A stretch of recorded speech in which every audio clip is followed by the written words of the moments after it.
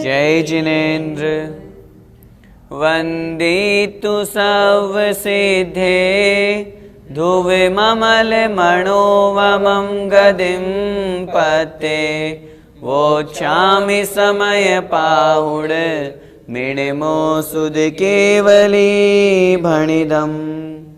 पंच परमेष्ठी भगवान की जय हो। समय सार जी ग्रंथाधिराज का निर्जराधिकार चल रहा है। पिछली कक्षा में हमने शंख के उदाहरण के माध्यम से ज्ञानी जीव का स्वभाव किस प्रकार विभाव रूप में अज्ञान में हो जाता है जब वह ज्ञानी जीव अपने आत्म स्वभाव को छोड़ देता है। शंख का उदाहरण आचार्य भगवान ने दिया था। जिस प्रकार शंख स्वयं अपने शुक्ल पने को छोड़ देता है तो वह कृष्ण पने को प्राप्त हो जाता है। आज की इस कक्षा में आचार्य भगवान अगली जो दो गाथाएं यहाँ हमें बता रहे हैं उसमें हम समझेंगे कि जहाँ पर राग होता है वहीं पर कर्मों का बंध होता है। जहाँ राग नहीं, जहाँ लगाव नहीं, वहाँ कर्मों का बंध भी नहीं है। इसलिए एक उदाहरण के माध्यम से, दृष्टांत के माध्यम से, राजा के उदाहरण से आचार्य महाराज यहाँ पर बतलाएंगे कि किस प्रकार जब कोई व्यक्ति राजा की सेवा करता है तो राजा खुश होकर के उसे सामग्री सुखोपभोग के साधन प्रदान करता है। उसी प्रकार जब जीव चाहता है कि मैं संसार में इस प्रकार के सुखों को प्राप्त करूं तो वो वहीं पर उलझा रहता है और कर्म उसे वैसी ही सामग्री प्रदान करा देते हैं। कहने का तात्पर्य राग ही संसार का मूल कारण है। यदि वह दूर होगा तो हम वैराग्य भाव को प्राप्त होकर के अपने ज्ञान शक्ति को जागृत करेंगे। यही बात आचार्य महाराज यहाँ कह रहे हैं। देखें गाथा क्रमांक 239। पूरी सो जह कोवि है, पूरी सो जय कोवि है, वित्ति निमित्तं तु सेवदे रायम, वित्ति निमित्तं तु सेवदे रायम, तो सो विदेदिराया, तो सो विदेदिराया, विविहे भोगे सुहोपादे। विविहे भोगे सुहोपादे। बोलिए, पूरी सो जह कोवि है, वित्ति निमित्तं तु सेवदे रायम, तो सो विदेदिराया, विविहे भोगे सुहुपादे। पूरी सो जह कोवि है, वित्ति निमित्तं तु सेवदे रायम, तो सो विदेदिराया, विविहे भोगे सुहुपादे। गाथा का अर्थ देखते हैं। पुरिसो जह कोवि है। पुरिसो अर्थात पुरुष, कोई मनुष्य। जह मतलब जैसे, कोवि मतलब कोई भी। उदाहरण के माध्यम से कह रहे हैं जैसे कोई पुरुष, यह मतलब यहाँ इस संसार में। वित्ति निमित्तम, वित्ती अर्थात वित्त, धन, रुपया, पैसा, उसके निमित्त, उसके कारण, तो मतलब तो सेवदे, सेवा करता है। किसकी? रायम अर्थात राजा की। जैसे, जह मतलब जैसे, कोवि पुरुषो, कोई पुरुष, यह मतलब यहाँ इस संसार में ऐसा देखा जाता है कि कोई पुरुष वित्त निमित्तम अर्थात धन संपत्ति की प्राप्ति के लिए उसके निमित्त वह राजा की सेवा करता है। तो सोवी, तो मतलब वह, सोवी अर्थात वह भी, तो मतलब तो, सोवी मतलब वह राजा भी उसे देदी, देता है। राया मतलब राजा। जब कोई व्यक्ति, कोई पुरुष उस राजा की सेवा करता है तो वह राजा भी उसे देता है। क्या देता है? विविहे भोगे सुहुपादे।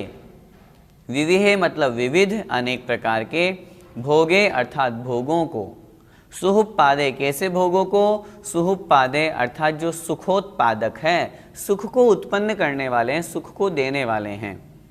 उसी तरह वह राजा भी उस पुरुष को जो उसकी सेवा करता है, उस पुरुष को सुख को देने वाले उन अनेक प्रकार के भोगों को देता है, भोग सामग्री प्रदान करता है। क्या मतलब? आचार्य भगवान यहाँ कह रहे हैं एक उदाहरण के माध्यम से, जैसे संसार में देखा जाता है कि यदि कोई पुरुष, कोई मनुष्य किसी राजा की सेवा कर रहा है, राजा की अभ्यर्चना कर रहा है, उसकी स्तुति कर रहा है, उसको जो चाहिए वो राजा को वह प्रदान कर रहा है, खूब उसकी चाटुकारिता कर रहा है, तो वह राजा भी उस पुरुष को, जो पुरुष उसकी सेवा कर रहा है, उसको यथा योग्य भोग सामग्री प्रदान करता है जो उस पुरुष को सुख देने वाली है, ताकि वह प्रसन्न रहे। वह राजा को प्रसन्न कर रहा है, राजा उसे प्रसन्न कर रहा है, ऐसा संसार में देखा जाता है। उसी प्रकार अज्ञानी जीव का स्वरूप आगे अगली गाथा में हम समझेंगे। एक बार फिर से इस गाथा का अर्थ समझें। जह मतलब जैसे, कोवि पुरुषो इह, कोई पुरुष यहाँ, वित्तीय निमित्तम धन संपत्ति के निमित्त, धन संपत्ति की प्राप्ति के लिए, रायम सेवदे, राजा की सेवा करता है, राजा को पूजता है, राजा को अर्घ्य चढ़ाता है, राजा को प्रसन्न करने के लिए अनेक प्रकार के कार्य करता है। तो अर्थात तो सो भी राजा, वह राजा भी उस पुरुष को सुहुपादे, सुखोत्पादक, सुख को उत्पन्न करने वाले, जिससे वह पुरुष प्रसन्न हो, वह मनुष्य खुश हो, ऐसे विविहे भोगे दे दी, अनेक प्रकार के भोगों को देता है। अनेक प्रकार के भोगों को देने का तात्पर्य है अनेक प्रकार की भोग्य सामग्री प्रदान करता है, जिससे वह खुश हो। धन संपत्ति देता है, रुपया पैसा देता है, जो भी उसे उन वस्तुओं की आवश्यकता होती है वो उसे प्रदान करता है। ऐसा लोक व्यवहार में देखा जाता है। गाथा का भावार्थ देखें। जैसे इस लोक में कोई पुरुष धन अथवा आजीविका के निमित्त राजा की सेवा करता है, तब वह राजा भी उसे विविध सुख देने वाले भोग सामग्री अर्थात धन संपत्ति आदि उसे दे देता है, अर्थात प्रदान करता है। भैया जी, वह जो चाहता है क्या उसे वह मिलता है? हाँ, यदि उसका पुण्य जो वो चाह रहा है उससे ज़्यादा है तो वह उसे मिल जाएगा। कैसे? उदाहरण से हम समझें। यदि हमारे बैंक बैलेंस 1000 रुपये का है और यदि हम 5000 का चेक लगाएंगे तो क्या हमें वो पैसा मिलेगा? निश्चित रूप से नहीं मिलेगा। और यदि हमारे बैंक में पैसा 1 लाख रुपया है, हम 50,000 का चेक लगाएंगे तो मिलेगा क्या? निश्चित रूप से मिलेगा। क्या आपत्ति है? ठीक उसी प्रकार यदि तद योग्य उस जीव का पुण्य है और वो वह सामग्री चाह रहा है तो निश्चित रूप से वह सामग्री उसको प्राप्त हो जाएगी, इसमें कोई दो राय नहीं है। यहाँ जो राजा के सेवा करने की उदाहरण की बात की गई है वो इसी अपेक्षा से है कि वह सेवा कर रहा है, राजा उससे खुश हो रहा है और खुश होने के कारण से जो वह चाहता है वो उसे प्राप्त हो जाता है। लेकिन लोक व्यवहार में जो एक कर्म रूपी राजा का उदाहरण देकर के अगली गाथा जो हम समझेंगे सिद्धांत को, उसमें भी वहाँ पर यही समझना है, यदि उस जीव का पुण्य है तब तो वह सामग्री, पुण्य भी कितना? तद योग्य, जो उसने मांगा है उससे ज़्यादा पुण्य होना चाहिए। जैसा कि हमने अभी बैंक बैलेंस का उदाहरण दिया, मांग लिया हमने 1 लाख रुपए और बैंक में है 50,000 ही, तो 1 लाख कहाँ से मिलेगा? उसी प्रकार मांग तो लिया हमने कि हमें इंद्र पद मिल जाए, हमें स्वर्ग की संपदा मिल जाए, यदि उसका उतना पुण्य नहीं है तो वो उसे प्राप्त नहीं होगा। इसलिए उतना ही मिलता है जितना उसके पुण्य में अधिक हो, तो उससे कम उस सामग्री को वह जीव प्राप्त कर सकता है। इस गाथा का पद्यानुवाद पढ़ते हैं। कोई यहाँ नर नराधिप की सुसेवा, मानो गनाढ्य करने करता सदेवा, राजा उसे सुखद सुंदर संपदाएं देता, सुदुर्लभ अभीष्ट विलासताएं। संसार में जिस प्रकार राजा की सेवा करने वाले पुरुष को वह राजा इस प्रकार की संपदाएं देता है, उसी प्रकार अब यहाँ पर आचार्य भगवान सिद्धांत को समझा रहे हैं। जीव रूपी जब पुरुष कर्म रूपी राजा की सेवा करता है, तद्रूप कर्म करता है, तो उसे भी वैसा ही फल प्राप्त होता है। देखें अगली गाथा। एमेव जीव पुरुषो कम्मरयं सेवदे सुहनिमित्तं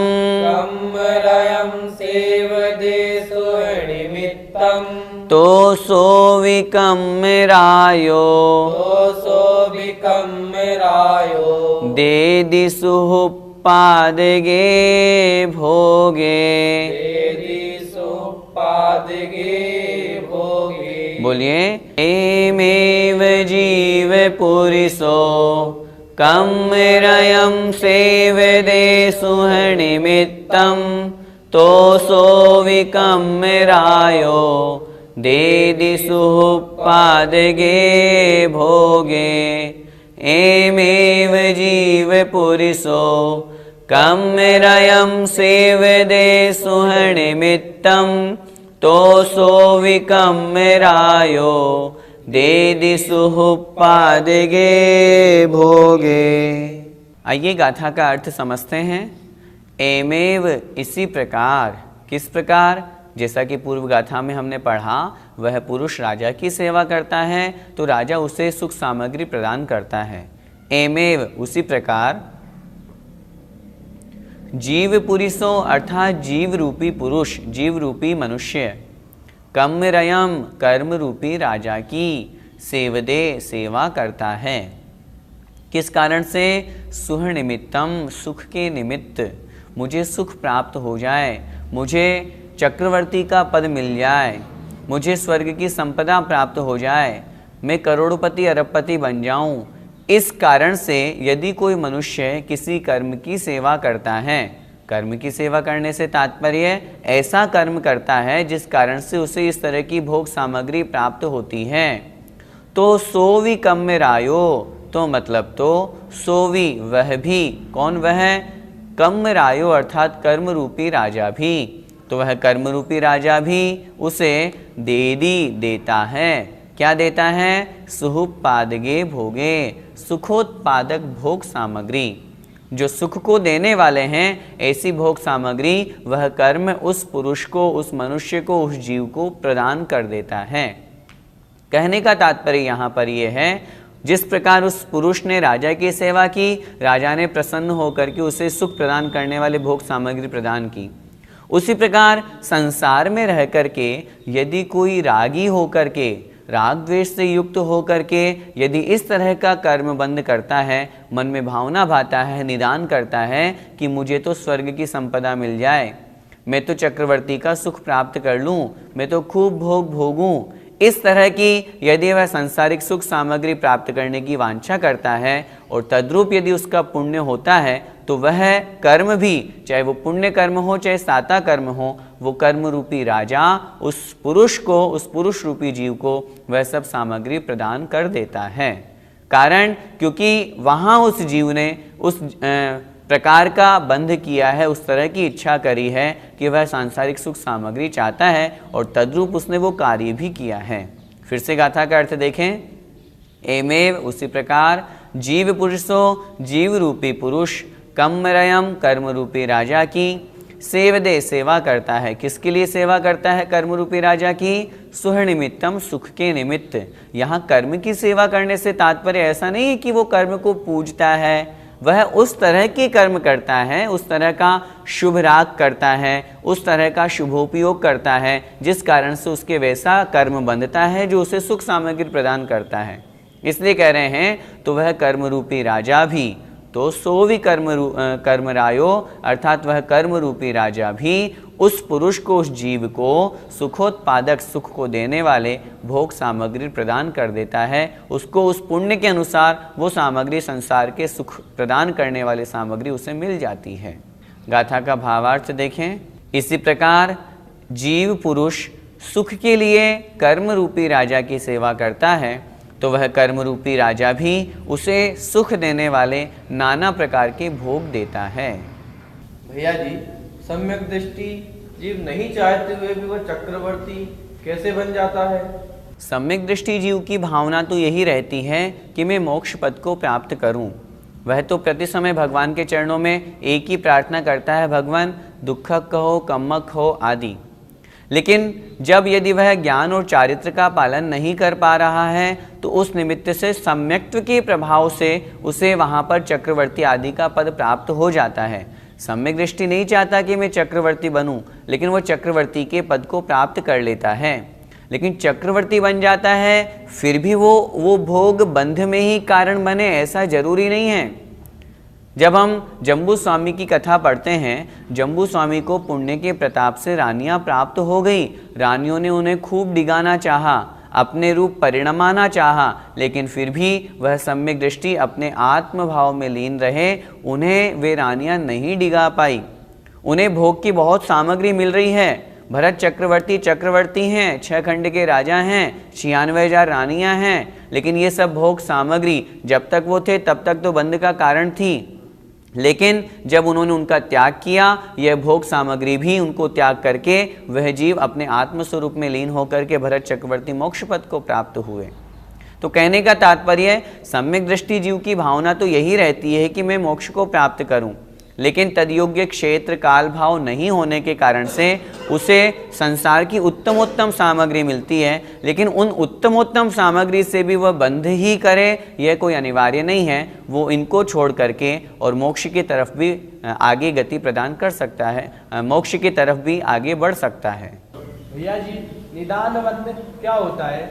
निदान बंध का अर्थ होता है इस भव में और आगामी भवों में मुझे सुख सामग्री प्राप्त हो, स्वर्ग की संपदा मिले, चक्रवर्ती बन जाऊं, मैं संसार का राजा बन जाऊं, इस भव में मैं अरबपति खरबपति बन जाऊं, इस भव में सब मुझे, मैं इस तरह का राजा बन जाऊं कि सब मुझे सैल्यूट करे। इस तरह जो भोगों की वांछा है उसका नाम है निदान। यहाँ पर प्रश्न चल रहा है, क्या कोई जीव इस तरह की वांछा करे तो क्या उसको ये सब सामग्री मिल जाती है? उत्तर मिलेगा, यदि उसके तदयोग्य पुण्य होगा तब तो उसे वह सामग्री प्राप्त हो जाएगी। हम सोचें बैठे बैठे कि हम सोधर्मेंद्र बन जाएं, तो ऐसे ही सोधर्मेंद्र नहीं बन जाएंगे। सोधर्मेंद्र बनने के लिए उस योग्य हमारा पुण्य अपने पास में होना चाहिए। यदि उतना पुण्य होगा, और मैं तो कह रहा हूँ यदि उससे ज़्यादा पुण्य होगा, तब तो यदि हम सोधर्म पद चाहेंगे तो मिलेगा। जैसा कि पहले बैंक का उदाहरण दिया, उसी तरह यहाँ समझना चाहिए, हमारे पास में अधिक पुण्य है और यदि किसी जीव ने उससे कम पुण्य सामग्री का कोई पद मांगा है तो वह उसको प्राप्त हो जाता है। उतना उसके पास पुण्य नहीं है, उससे ज़्यादा का वो निदान कर रहा है, तो वह पद उसको प्राप्त नहीं होता। अब प्रश्न हो सकता है, तो क्या सम्यक दृष्टि भी निदान करता है? आचार्य भगवंतों ने कहा है, सम्यक दृष्टि जीव की इस तरह की भावना नहीं होती है। सम्यक दृष्टि तो प्रतिदिन भगवान से क्या कामना करता है? भगवान दुखक हो, कम्मक हो, बोहिला हो, सुगई गमनम, समाहि मरणम, जिणगुण संपत्ति हो मध्यम। वह सांसारिक भोगों की वांछा नहीं करता, भगवान से प्रार्थना तो करता है, भगवान से मांग तो करता है, लेकिन कैसी मांग करता है? भगवान मेरे दुखों का क्षय हो, मेरे कर्मों का नाश हो। कर्मों का नाश होना भोगों की वांछा करना नहीं है। वो सुगति में गमन भी चाहता है, हे भगवान मुझे जब तक मोक्ष पद प्राप्त ना हो तब तक भव भव में आपके चरण मुझे मिलते रहें, जिन धर्म मुझे मिलता रहे, इसलिए सुगति में जाकर के मैं अच्छा आपकी पूजा भक्ति स्तुति कर सकूं, मनुष्य पर्याय को प्राप्त होकर के संयम का पालन कर सकूं। इस कारण से वह सुगति की कामना कर रहा है, समाधि मरण की कामना कर रहा है और अंत में भावना भा रहा है, हे भगवान मेरा जिस प्रकार आपको संपत्ति प्राप्त हुई है, अनंत चतुष्टय वो संपत्ति भी मुझे प्राप्त हो। इस प्रकार की भावना सम्यक दृष्टि जीव की रहती है। भैया जी, फिर सम्यक दृष्टि जीव कर्म क्यों करता है? सम्यक दृष्टि जीव कर्म नहीं करता, सम्यक दृष्टि को तो करना पड़ता है। शास्त्रों में आज्ञा है, मुनि महाराज को गांव में 1 दिन, नगर में 5 दिन से ज़्यादा नहीं रहना चाहिए। इसीलिए तो वो विहार करते रहते हैं। वो जिस स्थान पर रहते हैं उस स्थान से राग नहीं करते हैं। उन्हें ऐसा नहीं लगता कि मैं वहाँ क्यों जाऊँ, क्योंकि मुझे वहाँ उस स्थान से उस व्यक्ति विशेष से राग है इसलिए वो जा रहे हैं, ऐसा नहीं है। सम्यक दृष्टि जीव, सम्यक ज्ञानी जीव की इसी तरह की परिणति होती है। कर्म कर रहे हैं लेकिन उन्हें कर्म करना पड़ रहा है। तीर्थंकरों के लिए लिखा, जब वो छद्मस्त अवस्था में होते हैं, मुनि अवस्था में होते हैं, तब नियत विहारी होते हैं, बस गमन ही करते रहते हैं। ठीक उसी प्रकार ज्ञानी जीव होता है, वो इन सब कर्मों को करते हुए भी करना पड़ रहा है, इस तरह की उसकी परिणति होती है। आज की जो हमने दोनों गाथाएं पढ़ी, उससे हमें यही समझना है कि जो अज्ञानी जीव है वह कर्म रूपी राजा को मनाता है और संसार के सुखोपभोग में फंसा रहता है। अगली जो 2 गाथाएं हैं ये इससे रहित हैं, राग से रहित होकर के जब वह वीतरागी बन जाता है तो वह कर्म रूपी राजा को नहीं मनाता, अर्थात उन कर्मों से दूर होकर के आत्म स्वभाव को प्राप्त करके नवीन नूतन कर्म बंध से बच जाता है। देखें इस गाथा का पद्यानुवाद। हो कर्म सेव करता इस ही प्रमाणे, संसारी जीव यदि संपत्ति भोग पाने, तो कर्म भी विविध सौख्य प्रमोदकारी, देता उसे क्षणिक भौतिक दुखकारी। संसार के जो सुख हैं कैसे हैं? क्षणिक हैं, भौतिक हैं और दुख को देने वाले हैं। अज्ञानी जीव उस रूप कर्म करके उन सुखों की वांछा करता है और इस प्रकार के सुखों को प्राप्त करता है, इसीलिए वह अज्ञानी कहा है। जो हम कल की कक्षा में पढ़ेंगे उसे अच्छी तरह से समझना है। जो राग को छोड़ करके ज्ञान स्वभाव में स्थित हो जाता है वह इन सांसारिक सुखों में नहीं फंसता, वह तो आत्मिक सुख मोक्ष सुख को प्राप्त कर लेता है। जय जिनेंद्र।